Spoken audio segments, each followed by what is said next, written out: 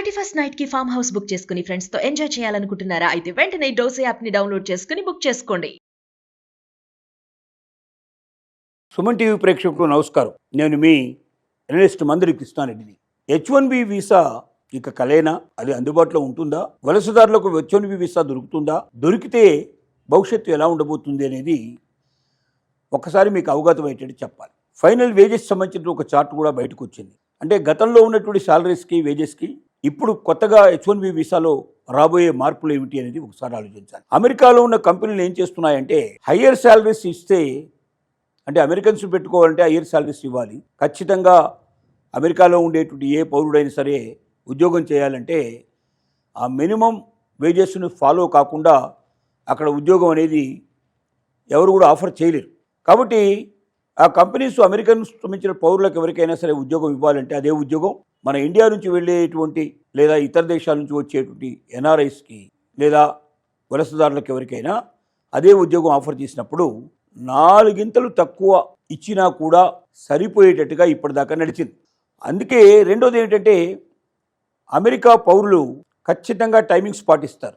1 నిమిషం వాళ్ళు లేటుగా రారు, 1 నిమిషం వాళ్ళు ఆలస్యంగా వెళ్ళరు. టైం ప్రకారంగా వస్తారు, టైం అయిపోగానే వెళ్ళిపోతారు. దీనివల్ల ఏమవుతుందంటే అక్కడ నడుస్తున్నటువంటి చాలా కంపెనీస్లో చాలా వర్క్ పెండింగ్లో ఉండే అవకాశం ఉంటుంది. ఈ పెండింగ్లో ఉండే వర్క్ని ఇండియన్స్ కానీ లేక ఇతర దేశాల నుంచి వలస వచ్చిన వాళ్ళు కానీ అవసరమైతే 2 గంటలు 3 గంటలు ఎక్కువ ఎక్స్ట్రా టైం అయినా స్పెండ్ చేసి ఆ వర్క్ పూర్తి చేసి కంపెనీలకు లాభాలు తెప్పించి పెట్టడానికి ఎప్పుడూ సంసిద్ధంగా ఉంటారు. కానీ అదే అమెరికన్స్ పెట్టుకున్నట్టయితే సాధ్యం కాదు. అది రెండో లాభం అక్కడ ఉన్న కంపెనీలకి ఎన్ఆర్ఎస్ వల్ల. తక్కువ వేజెస్, ఎక్కువ పని. రెండోది సెలవు దినాల్లో కూడా అవసరమైతే ఎమర్జెన్సీ ఉంటే పని చేయడానికి ఇండియన్స్ రెడీగా వస్తారు తప్ప అసలు అమెరికన్స్ ఎట్టి పరిస్థితుల్లో రారు. ఎందుకంటే వాళ్ళు శుక్రవారం దాకా ఫ్రైడే దాకా వాళ్ళు గుర్రంలాగా పనిచేస్తారు, గాడిదలాగా పనిచేస్తారు. సాటర్డే సండే వాళ్ళు గుర్రంలాగా ఖర్చు పెడతారు, గుర్రంలాగా పరిగెడతారు. ఎక్కడ సముద్రం ఒడ్డుందా, ఎక్కడ ఎక్కువగా చూడడానికి టూరిజం ప్లేసెస్ ఉన్నాయా, ఎక్కువ సంతోషాన్ని ఆహ్లాదాన్ని కలిగించే పరిస్థితులు ఉన్నాయా అని వెతుక్కుంటూ పోతారు. వాళ్ళు డబ్బు సంపాదించి దాన్ని దాచుకోవాలి, వచ్చే తరాలకు అందించాలి, తరతరాలకు తన ఆస్తిని ఇవ్వాలన్నట్టు ఆలోచన అమెరికాలో ఉండే ఏ ఒక్క సిటిజన్కి ఉండదు. ఎందుకంటే అక్కడ పిల్లల భారాన్ని తల్లిదండ్రులు వహించరు, తల్లిదండ్రుల భారాన్ని పిల్లలు వహించరు. 14-15 ఏళ్ళు అయిపోగానే పిల్లలు బయటికి వెళ్ళిపోతారు, ఎవరి జీవితం వాళ్ళు గడుపుతారు, ఎవరి కాళ్ళ మీద వాళ్ళు నిలబడతారు. తల్లిదండ్రుల మీద ఆధారపడరు కాబట్టి, అలాగే పిల్లల మీద తల్లిదండ్రులు కూడా ఆధారపడరు కాబట్టి తాము సంపాదించుకున్న తాము మండే టు ఫ్రైడే గుర్రంలాగా చాకరీ చేయాలి, వర్క్ చేయాలి. సాటర్డే సండే వీకెండ్ లోపల హాలిడేస్లో ఎంజాయ్ చేయాలనేదే అక్కడున్న తత్వం. ఒక అమెరికాలోనే కాదు, చాలా వెస్ట్రన్ కంట్రీస్లో, మిగిలిన కొన్ని ఏషియన్ కంట్రీస్లో కూడా ఈ తత్వం, ఈ పద్ధతి చాలా నడుస్తుంది. కాబట్టి హాలిడేస్లో పనిచేసే అవకాశం లేదు. మనం ఎవరైనా ఎన్ఆర్ఐస్ మాత్రం పనిచేయడానికి సిద్ధపడతారు, అమెరికన్స్ చేయరు. సో ఇన్ని రకాల లాభాలు. 4 గింతలు తక్కువ వేజెస్ ఇచ్చినా పనిచేయడానికి సిద్ధపడేటువంటి వలసదారులు. రెండోది సమయం ఎక్కువ కావాలన్నా కూడా ఆఫీస్ టైమింగ్స్ అయిపోయిన తర్వాత కూడా కూర్చొని పనిచేయడానికి సరిపోయేటువంటి సంసిద్ధత.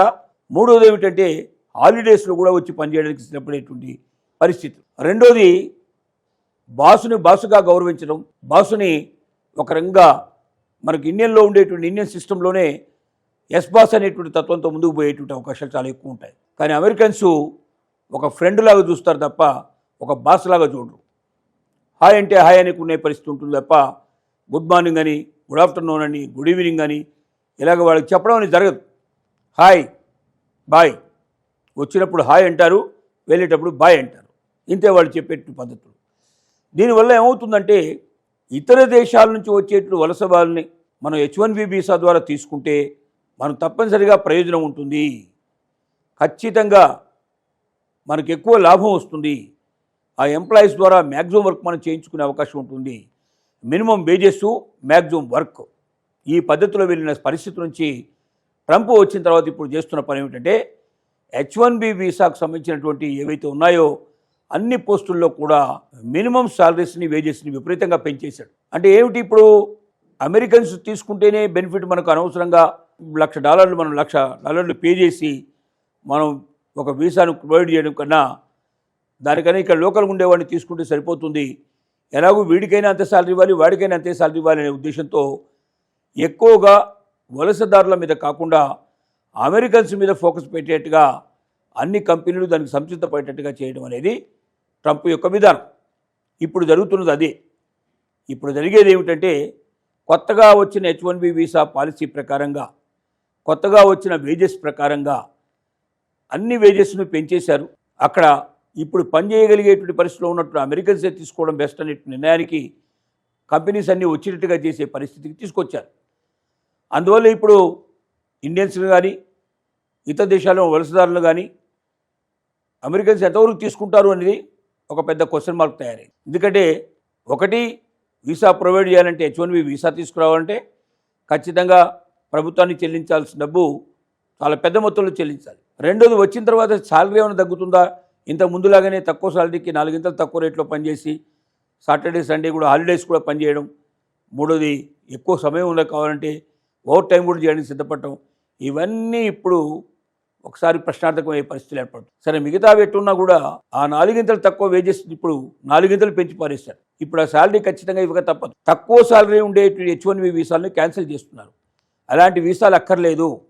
ట్రంప్ విధానం ఒక్కటే, ఎవరైనా ఇతర దేశాల నుంచి మన దానికి వచ్చేవాడు మేధావి కావాలి, ఈ దేశానికి ఏదైనా ఇవ్వాలి, వాడు ఈ దేశానికి ఆర్థిక సంపదన కలిగించాలి, ఈ దేశానికి పేరు ప్రఖ్యాతలను తీసుకురావాలి, ఈ దేశం అభివృద్ధిలో పాటుపడాలి తప్ప ఈ దేశం నుంచి డబ్బు తీసుకొని తన దేశానికి పంపించుకునేవాడు, ఈ దేశం మీద ఆధారపడి బతికేవాడు, ఈ దేశం లేకపోతే తనకు బతికేలేనట్టు వాడు మనకు అక్కర్లేదు అని చాలా కుండబద్దలు కొట్టినట్టు చెప్తున్నాడు. ఇలాంటి పరిస్థితుల్లో ప్రతి ఎన్ఆర్ఐ, ప్రతి వలసదారుడు 1కి 10 సార్లు ఆలోచించుకోవాల్సిన అవసరం ఉంది. అమెరికాకు వెళ్ళడం అవసరమా? ఇప్పుడు అసలు వెళ్తే కూడా అక్కడ ఉద్యోగాలు దొరుకుతాయా? ఆ ఉద్యోగాలకు తను ఫిట్ అవుతాడా? ఇలాంటివి అనేక ప్రశ్నలు ఉల్లేస్తున్నాయి. రెండోది, అక్టోబర్ దాకా వెళ్ళడానికి అవకాశాలు లేవు. H1B వీసా అక్టోబర్లో ఓపెన్ అవుతుంది అంటున్నారు. అది కూడా ఉంటుందా లేదా అప్పటి నుంచి ఇంకా పోస్ట్పోన్ చేస్తారా అనేది కూడా సందేహాస్పదంగా ఉంది. ఇలాంటి పరిస్థితుల్లో మరి 1కి 10 సార్లు ఆలోచించుకొని ఇంత డబ్బు చెల్లించి ఆ దేశానికి వెళ్ళి ఇబ్బందులు కొని తెచ్చుకునే దానికన్నా భారతదేశంలో అదే డబ్బును ఇన్వెస్ట్ చేసినట్టయితే, ఏదైనా చిన్న స్టార్టప్ కంపెనీ పెట్టుకుంటే అంతకన్నా ఎక్కువ డబ్బు సంపాదించే అవకాశం ఉంది. తనతో పాటు మరో 10 మందినో 100 మందినో బతికించే అవకాశం ఉంది. కాబట్టి ప్రతి ఒక్క ఎన్ఆర్ఐ ఇంకా అమెరికాకు వెళ్లకుండా ఇక్కడ ఇండియాలో నుండి వెళ్ళడానికి వెతుక్కుంటున్న పరిస్థితులు, మార్గాలను వెతుక్కుంటున్న వాళ్ళందరికీ చెప్పగలిగేది ఒక్కటే, 1కి 10 సార్లు ఆలోచించండి, మీ అట్లాగే ముందుకు అడుగు వేయమని కోరుతూ సెలవు.